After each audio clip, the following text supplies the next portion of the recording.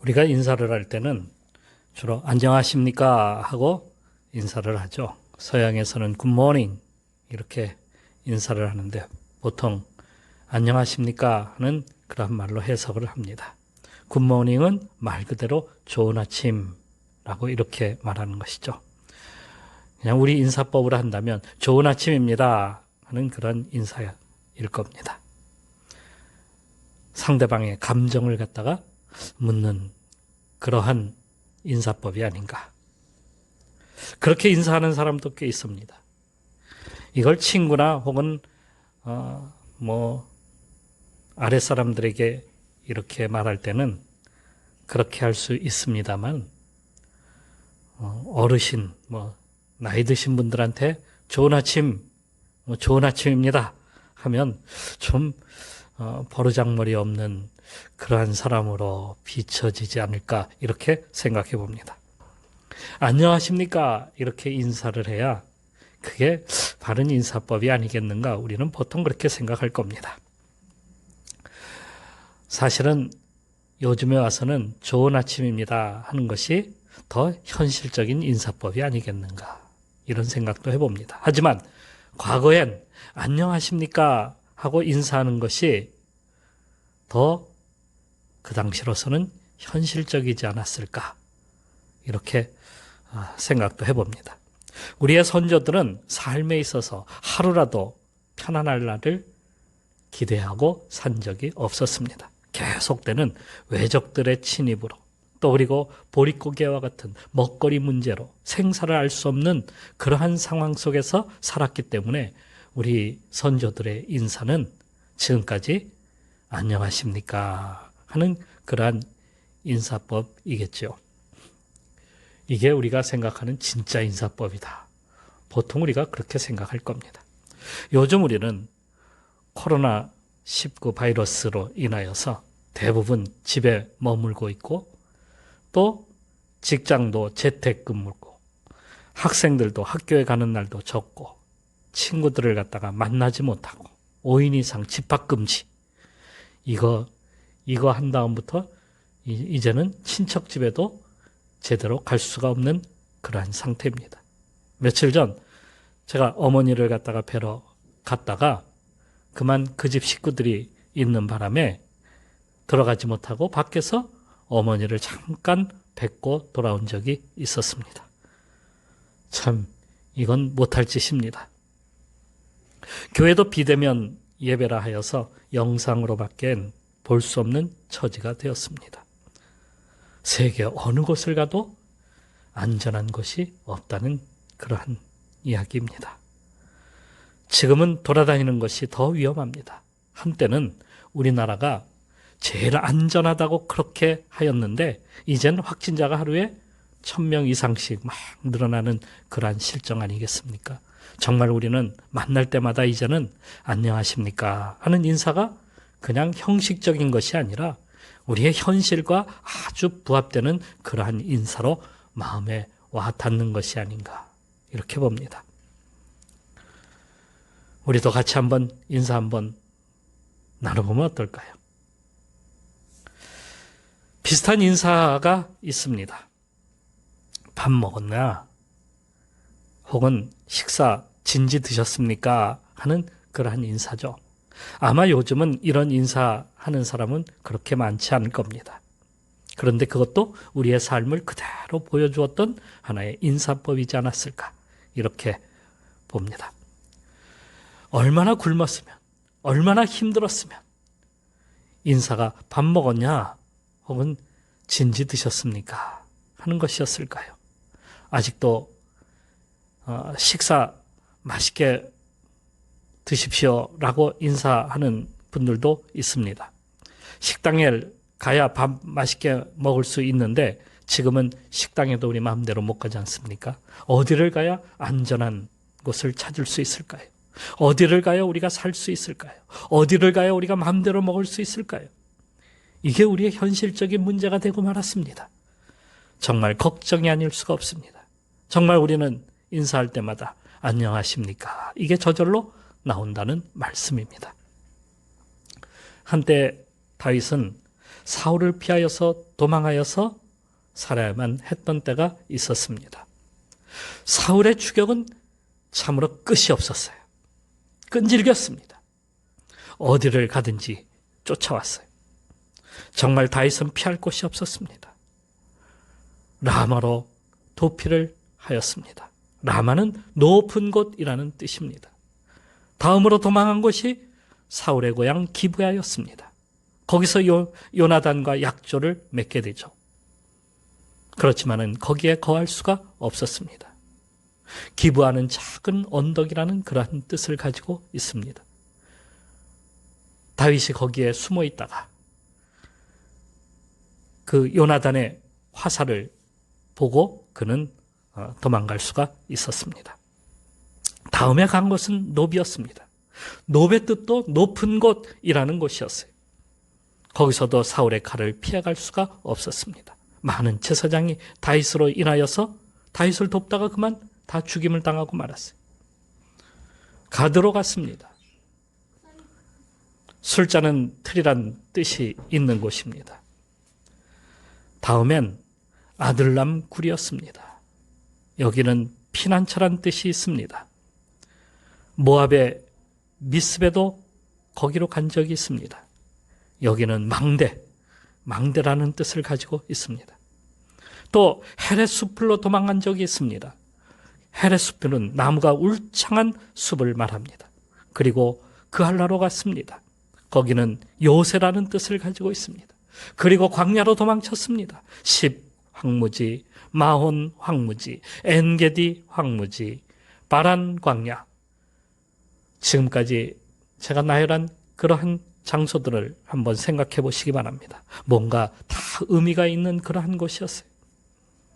숲이며 망대며 요새며 높은 곳이며 또 굴이며 광야며 다 안 가본 데 없이 다 도망쳐 숨어서 있었던 적이 있었던 겁니다. 그래도 다윗에겐 그것이 피난처가 될 수 있었을까요? 어느 것도 다윗을 갖다가 보호해 주는 것이 없었던 겁니다. 그래서 마지막으로 간 곳이 블레셋 땅이었어요. 혹시나 블레셋 왕 아기스는 나를 보호해 주지 않을까? 그곳에 갈 때는 침을 질질 흘리면서 미친 척 하기도 했습니다. 그래서 시글락이라는 곳에 가서 살게 되죠. 그의 백성들과 함께 그곳으로 갔다가 그는 그곳에서 아말렉의 침입을 받게 됩니다. 군사들과 함께 블레셋을 도우러 전쟁에 나갔다가 그만 아말렉의 공격을 받고 모든 여자들과 또 그리고 아이들, 재산 다 아말렉에게 빼앗긴 적도 있었던 것이죠. 다 잃을 뻔했습니다. 다윗에겐 도대체 어디를 가든지 피난할 곳이 없는 겁니다. 어디를 가든지 그를 보호해주는 사람이 없는 겁니다. 어디로 가야 된단 말입니까? 어디로 가야 쉴 수 있단 말입니까? 어디로 가야 안전하단 말입니까? 다윗이 사울이 죽은 후에 헤브론에서 왕이 되었습니다. 하지만 그의 왕권은 늘 불안했습니다. 북쪽과 남쪽을 묶는 어떤 중요한 이슈가 그에게는 필요했던 것이죠. 정치적으로는 강력한 통치를 바탕으로 하면 가능할 수 있는 일이지만은 그러나 이스라엘이라는 나라는 정치적으로 뭉친 나라가 아닙니다. 종교적으로 하나가 된 결속력이 있는 그러한 나라, 민족이라는 것이죠. 그래서 과거에는 성소라고 하는 곳에서 그들이 모여서 예배하고 하나가 되었습니다. 북쪽 에브라임 산지 세겜과 베델 사이에 있는 실로가 바로 그곳이었습니다. 하지만 엘리 제사장 때에 법궤를 블레셋에 뺏기고 실로는 점령당하여 다 폐허가 되고 말았습니다. 그리고 법궤는 방치되어 버린 지 오래되었습니다. 그리고 오랜 세월이 지나버렸어요. 어떻게 됐는지 잘 모르는 그런 상태였습니다. 그렇다고 헤브론으로 그것을 혹시라도 가져온다면 북쪽의 지파들이 가만히 있겠습니까? 왜 남쪽으로 가져가느냐? 이렇게 나올 것이 아니겠습니까?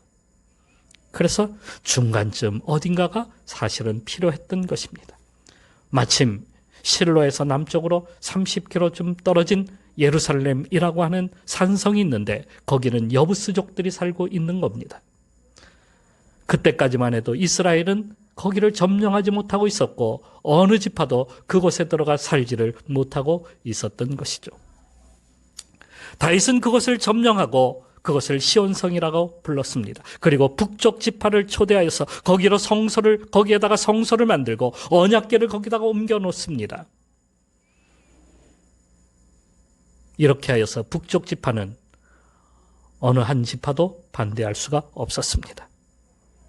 과거 아브라함이 아들 이삭을 하나님께 제사 드렸던 장소 모리아산, 그곳이 바로 예루살렘이었고요. 또 살레망이 있었던 그곳이 바로 예루살렘이었기 때문에 그동안은 감히 점령을 하지 못하고 있었는데, 하지만 다윗은 이 성을 하나님께 드리기 위해서 그 성을 점령하고 거기에 하나님 도성이라는 성전을 갖다가 성소를 그곳에다가 짓게 된 것입니다. 그들은 그곳에 모여서 하나님께 제사를 드리고 그것을 수도로 삼았습니다. 예루살렘은 요새였기 때문에 그 누구도 점령하지 못하는 성이 되었습니다. 또 거기에는 하나님께서 함께 계신다라고 하는 그러한 그들의 안식처, 이러한 것이 있었기 때문에 항상 든든한 마음을 가지고 살았던 겁니다. 그럼 안전한 곳은 정말 예루살렘 성이라는 말입니까? 다윗은 수없이 많은 곳을 피난처로 삼아보았어요. 사울이 그를 죽이려 할 때에 높은 산성에도 갔었고, 숲속에서도 숨어서 있을 때도 있었고, 동굴 속에 숨어서 있을 때도 있었고, 광야에 숨어 있을 때도 있었습니다. 또 블레셋 왕 아기스에게 가서 그가 피난처로 삼고자 했던 때도 있었습니다. 하지만 그때마다 누군가 그를 갖다가 사울에게 가서 고해 바쳤고, 또 여러 가지 뜻하지 않는 사건들로 인해서 한 곳에 오랫동안 머물러 있을 수가 없었던 겁니다. 또 사람들을 갖다가 믿어보려고 했지만 항상 그때마다 배반당하거나 오히려 그를 이용하려 했던 적도 여러 번 있었던 것이죠. 도대체 어디로 가서 누구에게 의지하고 누구를 믿어본단 말입니까? 다윗은 다 다녀보면서 해보았던 겁니다. 우리나라 사람들도 풍수지리를 아주 좋아합니다. 좋은 땅, 명당이 있다는 거예요. 거기에 집을 짓거나 혹은 무덤을 만들면 후손들도 잘 된다는 거예요. 선조의 무덤이 그런 곳에 있다면 자기들이 잘 된다는 거예요. 정말일까요? 좌청룡은 나무산이고 우백호는 바위산이 있는 곳이 그런 곳에 정리해야 된다는 거예요. 그걸 쫓아간 조선은 잘 되었을까요? 망하고 말았지 않습니까? 그게 우리를 지켜주는 것이 아니다라는 겁니다. 이스라엘이 그렇게 믿었던 예루살렘도 결국엔 바벨론에게 점령당하고 성전은 불타고 백성들은 포로가 되어서 다 끌려갔습니다. 아니, 하나님의 성전이 있고 그것이 하나님의 도성인데 어떻게 점령당하고 백성들은 다 그렇게 포로로 끌려갈 수 있단 말입니까? 예루살렘이 과연 그들을 지켜주는 장소일까요? 그러면 사람일까요? 예수님을 따르는 많은 사람들이 있었습니다. 제자들도 있었고요. 여인들도 예수님을 따랐고요. 그리고 많은 사람들이 예수님 뒤를 따라 다녔습니다. 하지만 주님은 그들을 한 번도 의지하거나 믿지를 않았습니다. 요한복음 2장 24절에 이렇게 말씀을 하고 계시죠. 예수는 그의 몸을 그들에게 의탁하지 아니하셨으니 이는 친히 모든 사람을 아심이라. 주님은 인간의 속마음을 너무도 잘 알고 계셨기에 그들을 의지하거나 그들에게 신세를 짓거나 그들을 믿어주거나 믿어는 주었겠죠. 그러나 그들을 의탁하지 않으셨다 하는 겁니다. 가룟 유다는 예수님을 팔았습니다. 베드로는 예수님을 모른다 부인하였습니다. 다른 제자들도 위험이 따르니까 다 도망가고 말았습니다. 다윗은 사울을 피해서 도망다니면서 깨달은 바가 있었습니다.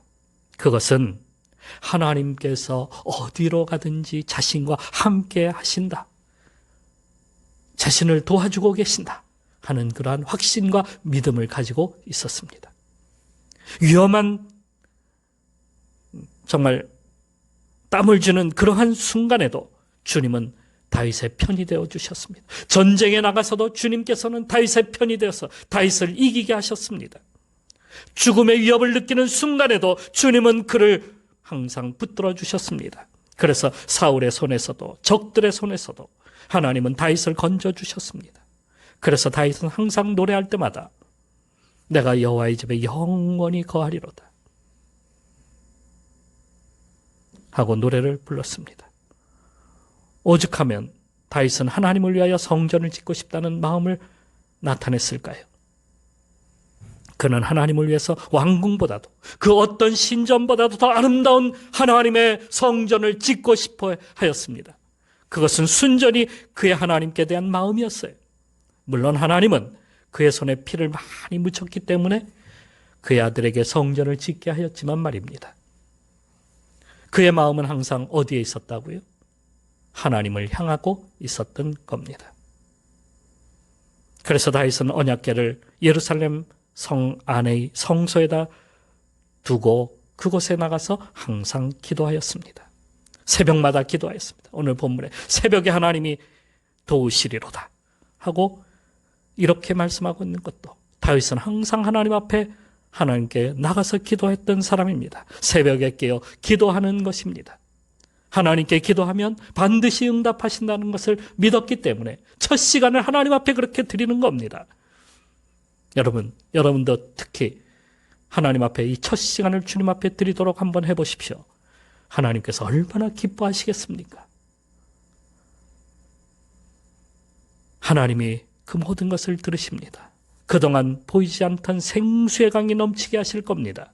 어디에 있든지 어떤 위험한 일을 당하든지 본문에서 땅이 변하든지 산이 흔들려 바다 가운데 빠지든지 바닷물이 솟아나고 뛰놀든지 그것이 넘침으로 산이 흔들릴지라도 하나님을 믿고 그분을 의지하면 하나님이 우리를 붙들어 주신다. 그분을 피난처로 삼으면 하나님께서 반드시 역사하신다는 거예요. 하나님이 도우신다는 거예요. 그럴 때마다 그는 예배를 사모하였습니다. 주님께 나아가 온전한 제사로 드려지기를 원했습니다. 예배자로서의 기쁨을 항상 사모하였습니다. 그래서 어디를 가든지 그는 주님을 예배하였습니다. 언약궤를 옮길 때도 주님을 예배하며 제사하며 하나님을 기뻐하였습니다. 그가 예루살렘으로 옮긴 것도 하나님께 온전한 제사를 드리기 위해서 그렇게 그곳으로 옮긴 겁니다. 제사 드릴 것을 드리기를 원했던 겁니다. 그러니까 예루살렘은 본래 거룩한 곳이 아니라 제사를 드리는 장소가 되었기에 거룩한 곳이 된 겁니다. 하나님을 예배하기 때문에 거룩한 곳이 된 겁니다. 여러분, 이것이 거룩한 곳이라 이렇게 말하는 것은 무엇 때문입니까? 하나님을 예배하는 그러한 곳이기 때문에 거룩한 곳입니다. 온전한 제사를 드리지 않는다면 예루살렘은 그 무슨 소용이 있겠습니까? 교회가 무슨 소용이 있겠습니까? 어디가 우리가 하나님이 계신다 예배도 드리지 않으면서 그렇게 말할 수 있겠습니까? 예수님은 사마리아 그 수가성에서 만난 여인에게 이렇게 말씀을 하시죠. 여자여, 내 말을 믿어라. 이 산에서도 말고 예루살렘에서도 말고 너희가 하나님께 예배할 때가 이르리라 하시면서 아버지께 참되게 예배하는 자들은 영과 진리로 예배할 때가 오나니 곧 이때라.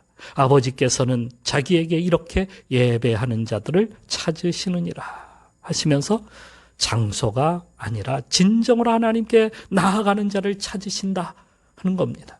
하나님께 나아가는 자를 원하시는 거예요. 하나님은 어느 한 곳에 계시는 분이 아니십니다. 하나님은 하나님을 찾는 자와 함께 하십니다. 하나님께 나가게 되면 하나님은 친히 역사하십니다. 우리가 하나님께 피난처를 삼고 그분을 의탁하면, 그분께 나가서 우리가 기도하면 하나님께서 응답해 주십니다. 함께 하십니다. 하나님께 나가 예배하는 자에게 하나님은 함께 하신다, 이 말씀입니다. 그런 사람은 두려워할 것이 없다는 거예요. 그런 사람은 어떤 어려움이 와도, 어떤 걱정, 큰 문제가 닥쳐도 두려워할 필요가 없어요. 걱정할 필요가 없어요. 주님이 피난처 되시기 때문이죠. 바울은 이렇게 쓰고 있습니다. 만일 하나님이 우리를 위하시면 누가 우리를 대적하리요? 자기 아들을 아끼지 아니하시고 우리 모든 사람을 위하여 내주신 이가 어찌 그 아들과 함께 모든 것을 우리에게 주시지 아니하겠느냐? 오늘도 주님을 의지하고 그분 안에 거하도록 합시다. 그분만이 우리의 피난처 되신다는 사실을 오늘도 깨닫고 그분과 함께 동행하며 그분 안에 살아가는 우리 성도들이 되시기를 주님의 이름으로 축원합니다.